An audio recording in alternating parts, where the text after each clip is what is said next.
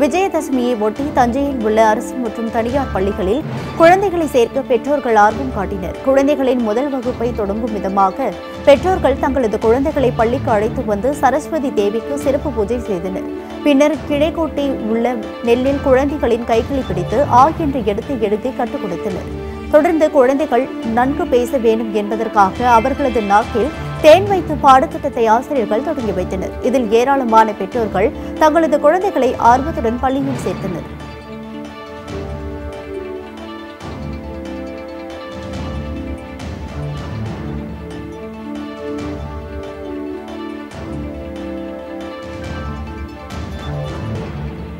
ஸ்ரீ ஷீரடி சாய்பாபா 103வது குரு பூஜையை ஒட்டி விருதுநகர் மாவட்டம் அருப்புக்கோட்டை அருகே ஸ்ரீ ஷீரடி சாய்பாபா திருக்கோவிலில் 1008 அகல்விளக்கு பூஜை நடைபெற்றது.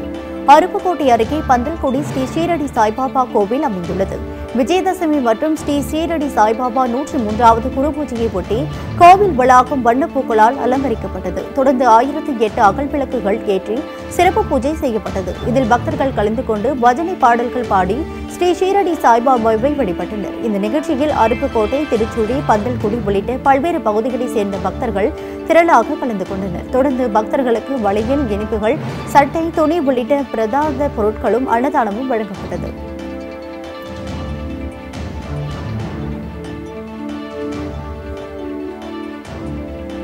செங்கல்பட்டு அருகே நெல் கொள்முதல் நிலையம் அமைத்து தர வேண்டும் என விவசாயிகள் கோரிக்கை விடுத்துள்ளனர். செங்கல்பட்டு அடுத்த பாலூர், வெங்கடாபுரம், வெங்கம்பாக்கம், ஆப்பூர் உள்ளிட்ட 20 கிராமங்களில் விவசாயிகள் நெல் சாகுபடி செய்து வருகின்றனர். இதனை பாலூர் அடுத்த சாஸ்திரபாக்கம் பகுதியில் உள்ள ஒரு காலி மைதானத்தில் கொண்டு வந்து மூட்டைகளாக கட்டி லாரிகள் மூலம் நெல் குடோனுக்கு அனுப்பி வருகின்றனர். நிலையில் கடந்த சில நாட்களாக பெய்து வரும் தொடர் மழையால் சுமார் 200க்கும் மேற்பட்ட நெல் மூட்டைகள் மழையில் நனைந்து முற்றிலுமாக நாசமானதாக விவசாயிகள் வேதனை தெரிவித்துள்ளனர். எனவே தங்கள் பகுதியில் நிரந்தர நெல் கொள்முதல் நிலையம் அமைத்து தர வேண்டும் எனவும் பாதிக்கப்பட்ட விவசாயிகளுக்கு உரிய இழப்பீடு வழங்க வேண்டும் எனவும் கோரிக்கை விடுத்துள்ளனர்.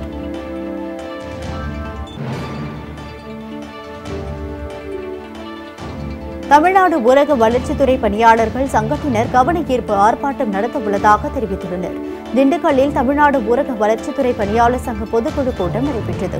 இதில் கலந்து கொண்ட பின்னர் செய்தியாளர்களிடம் பேசிய அச்சங்கத்தின் மாநில தலைவர் ஜான் போஸ்கோ பிரகாஷ், தூய்மை காவலர் மற்றும் தூய்மை பணியாளர்கள் சங்கம், வட்டார வளர்ச்சி சுகாதார உதவியாளர்கள் நியமனம் உள்ளிட்ட கோரிக்கைகளை தமிழக அரசு நிறைவேற்ற வேண்டும் என்பதை வலியுறுத்தி 5 கட்ட போராட்டங்களை நடத்த உள்ளதாக தெரிவித்தனர்.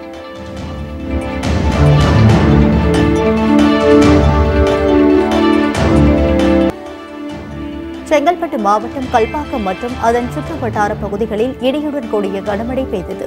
வளிமண்டல மேலடுக்கு சுழற்சி மற்றும் வெப்பச்சலனம் காரணமாக தமிழகத்தின் பல்வேறு பகுதிகளில் மழை பெய்து வருகிறது. அதன் ஒரு பகுதியாக கல்பாக்கம், திருக்கழுக்குன்றம், மாமல்லபுரம் உள்ளிட்ட சுற்று வட்டார பகுதிகளில் கடந்த சில நாட்களாக மழை பெய்து வருகிறது. நிலையில் கல்பாக்கம் மற்றும் திருக்கழுக்குன்றம் நகர பகுதிகளில் இடி மின்னலுடன் கூடிய கனமழை பெய்தது. இதன் காரணமாக சாலைகளில் மழைநீர் பெருக்கெடுத்து ஓடியது. இதனால் வாகன ஓட்டிகள் அவதியடைந்தனர்.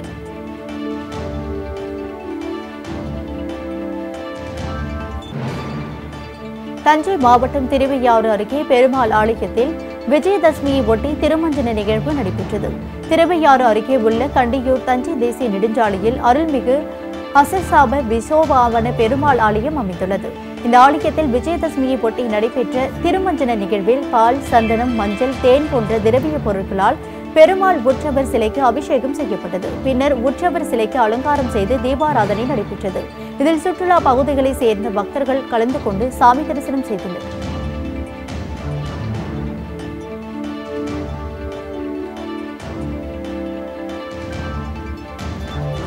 சுற்றுச்சூழலை பாதிக்கும் வகையில் மக்களாகவே பட்டாசு வெடிப்பதை தவிர்க்க வேண்டும் என அமைச்சர் மெய்யநாதன் தெரிவித்துள்ளார். திருவள்ளூர் பரம்பு தமிழ் சங்கம் நடத்திய முப்பெரும் விழா நடைபெற்றது. இதில் அமைச்சர் மெய்யநாதன், திருவள்ளூர் நாடாளுமன்ற உறுப்பினர் ஜெயக்குமார் உள்ளிட்டோர் கலந்து கொண்டனர். மேலும் ஒரு புத்தக ஆசிரியர் நந்தலாலா எழுதிய நூலினை வெளியிட்டனர்.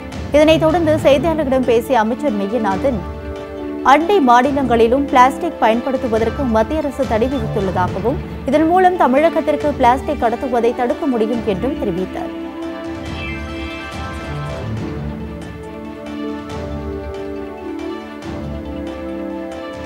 விருதுநகரில் உள்ள அருள்மிகு ஸ்ரீ சொக்கநாத சுவாமி கோயிலில் விஜயதசமியை ஒட்டி அசுரர்களை வதம் செய்யும் நிகழ்வு நடைபெற்றது. விருதுநகரில் 850 ஆண்டுகள் பழமை வாய்ந்த ஸ்ரீ மீனாட்சி உடனுரை அருள்மிகு ஸ்ரீ சொக்கநாத சுவாமி கோவில் அமைந்துள்ளது. இத்திருக்கோவிலில் விஜயதசமியை ஒட்டி சந்திரசேகர் அவதாரம் எடுத்து தங்க குதிரை வாகனத்தில் ஊர்வலமாக வந்தார். பின்னர் வன்னி நந்தவனம் வந்து அங்கு அசுரர்களை அம்பு விட்டு வதம் செய்யும் நிகழ்ச்சி நடைபெற்றது. இதில் முகக்கவசம் அணிந்தும் சமூக இடைவெளியை பின்பற்றியும் பக்தர்கள் கலந்து கொண்டு அம்புகளை பிடிக்கும் முயற்சியில் ஈடுபட்டனர். நிகழ்ச்சியில் சுற்றுவட்டார பகுதிகளைச் சேர்ந்த மக்கள் கலந்து கொண்டு சாமி தரிசனம் செய்தனர்.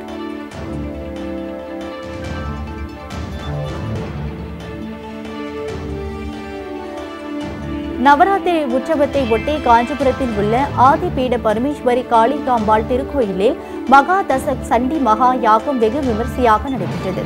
காஞ்சி காமாட்சி அம்மன் கோவில் அருகே ஆதி காமாட்சி கோவில் என அழைக்கப்படும் ஆதிபீட பரமேஸ்வரி காளிகாம்பாள் திருக்கோவில் அமைந்துள்ளது. இத்திருக்கோவிலில் ஆயுத பூஜையை ஒட்டி காளிகாம்பாள் அம்மனுக்கு சிறப்பு அபிஷேக ஆராதனைகள் நடைபெற்றது. இதனைத் தொடர்ந்து கோவில் வளாகத்தில் அமைக்கப்பட்டு இருந்த மகா யாக குண்டத்தில் தசாக் சண்டி மகா யாகம் வெகு விமர்சையாக நடைபெற்றது. இதில் ஒரு சிறுமி மற்றும் 13 சுமங்கலி பெண்களை அம்மனாக பாவித்து அவர்களுக்கு பூஜை செய்யப்பட்டது.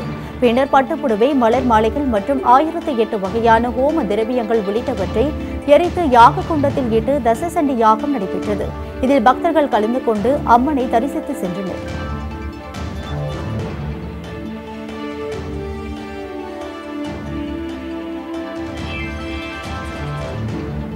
நாகை கோ ஆப்டிக்ஸ் விற்பனை நிலையத்தில் 2021ஆம் ஆண்டிற்கான சிறப்பு விற்பனை தொடக்க நிகழ்ச்சி நடைபெற்றது. இதில் தமிழக அரசின் டெல்லி சிறப்பு பிரதிநிதி விஜயன், மாவட்ட ஆட்சியர் அருண் தர்புராஜ் ஆகியோர் கலந்து கொண்டு குத்துவிளக்கேற்றி துவக்கி வைத்தனர். இதனையடுத்து தீபாவளி பண்டிகையை ஒட்டி நாகை விற்பனை நிலையத்தில் 75 லட்சம் ரூபாய் மற்றும் வேதாரண்யம் விற்பனை நிலையத்தில் 60 லட்சம் ரூபாய் என விற்பனை இலக்கு நிர்ணயிக்கப்பட்டுள்ளது. மேலும் சிறப்பு தள்ளுபடி 30%, அரசு ஊழியர்களுக்கு சுலப தவணை கடன் வசதியும் அறிவிக்கப்பட்டுள்ளது.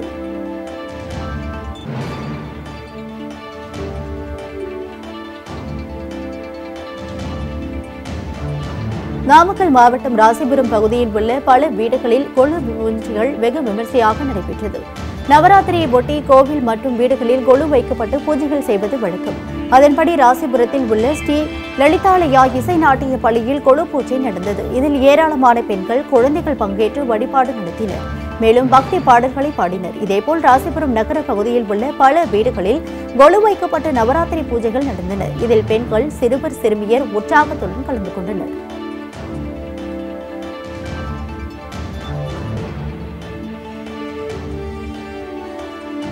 டாக்டர் அப்துல் கலாமின் பிறந்த தினத்தை ஒட்டி கோவை நேரு நகர் ஹவுசிங் யூனிட் பகுதியில் தூய்மை பணியாளர்கள் மற்றும் பொதுமக்களுக்கு நலத்திட்ட உதவிகள் வழங்கப்பட்டன.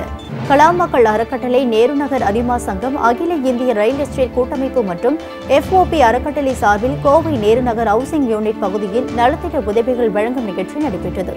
இதில் கோவை மாநகராட்சி 34, 35 ஆகிய வார்டுகளுக்கு உட்பட்ட தூய்மை பணியாளர்கள் மற்றும் பொதுமக்களுக்கு புத்தாடைகள் மற்றும் மரக்கன்றுகள், முகக்கவசங்கள், கிருமி நாசினி மற்றும் உணவு வழங்கப்பட்டது. இந்நிகழ்ச்சியில் சுமார் 400 பேருக்கு நலத்திட்ட உதவிகள் வழங்கப்பட்டது.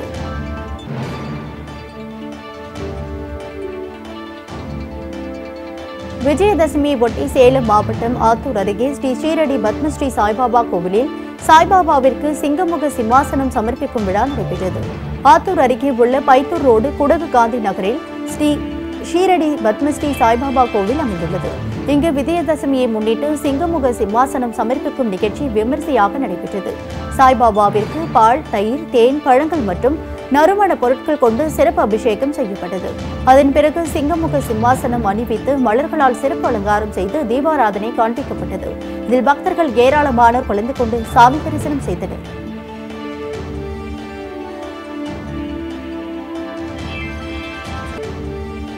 கள்ளக்குறிச்சி மாவட்டம் வரஞ்சரம் அருகே பணிசுமை காரணமாக பெண் காவலர் விஷம் குடித்து தற்கொலைக்கு முயன்ற சம்பவம் பரபரப்பை ஏற்படுத்தியுள்ளது. கள்ளக்குறிச்சி மகளிர் காவல் நிலையத்தில் பணியாற்றி வந்த தீபா தற்காலிகமாக வரஞ்சரம் காவல் நிலையத்திற்கு பணியிட மாற்றம் செய்யப்பட்டார். நிலையில் மீண்டும் கள்ளக்குறிச்சி காவல் நிலையத்திற்கு பணிக்கு வருமாறு அவரை அழைத்துள்ளனர். அதேபோல் வரஞ்சரம் காவல் நிலைய அதிகாரிகள் அவரை நீதிமன்ற பணியில் ஈடுபடுமாறு வலியுறுத்தியதாக தெரிகிறது.